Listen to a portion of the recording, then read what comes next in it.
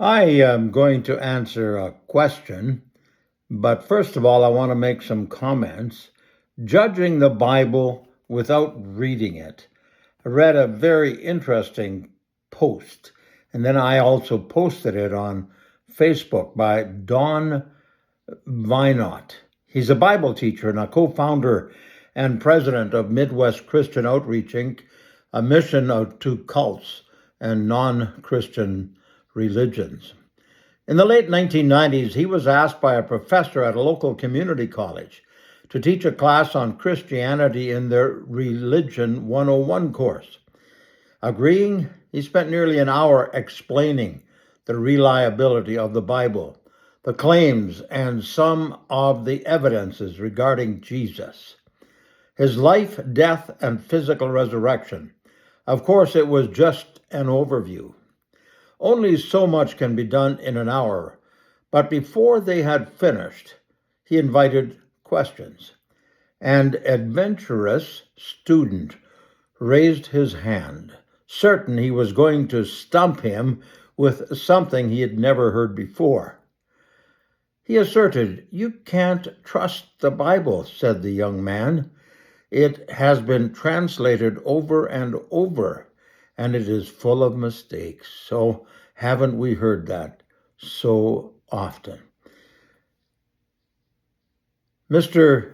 Vinot thanked him for expressing his concerns and then proceeded to hand him his Bible, asking him to provide the group with a few examples of the errors.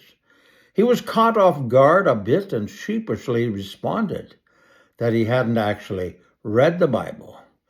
So then the question how it was then that he was so sure it was full of mistakes. He replied that he had heard that was the case. Isn't that so often? That's what rumor and gossip are made of. I had heard that it wasn't true. Then the gentleman pressed a bit more for the source of the knowledge on this topic. The young man didn't know. Mr. Vinot followed up, wondering who he had heard it from. Again, he had no recollection.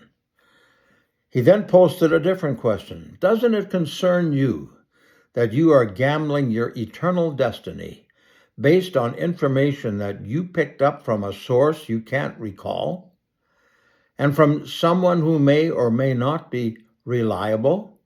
Doesn't that bother you even a little bit? It's interesting to hear about this encounter you had while teaching a class on Christianity. It's not uncommon for people to inform opinions or make judgments about something without actually having first-hand knowledge or experience. In this case, the student claimed that the Bible was full of mistakes, but when asked for specific examples, he admitted to not having read the Bible himself and not knowing the source of his information. It's important to approach any topic, including the Bible, with an open mind and a willingness to explore and understand it for oneself. If we look at it just from a critical standpoint and just so that we can maybe get somebody to cough up something that they aren't sure of, that's one thing. But to study it, to read it for what it is, God's holy word, making judgments without proper knowledge or relying solely on hearsay can lead to misunderstandings and misinformation. In the context of faith and one's eternal destiny, it becomes even more crucial to seek reliable and accurate information. It's worth considering the source of our beliefs and ensuring that they are grounded in reliable evidence and personal understanding. Ultimately, the decision to explore the Bible and its teachings is a personal one. If someone tries to shove it down your throat, so to speak, and into your heart doesn't work. We need to have someone who shares it to you, with you, in love and understanding.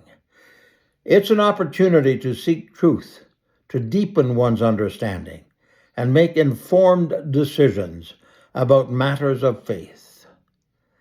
Once again, the discussion was between Don Vinot, a Bible teacher, co-founder and president of Midwest Christian Outreach, a mission to cults and non-Christian religions.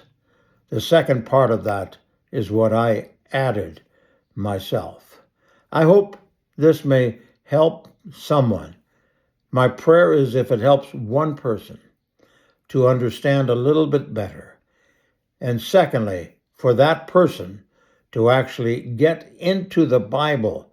And if you haven't read the Bible ever before, start with John chapter 1 and then read the entire Gospel of John.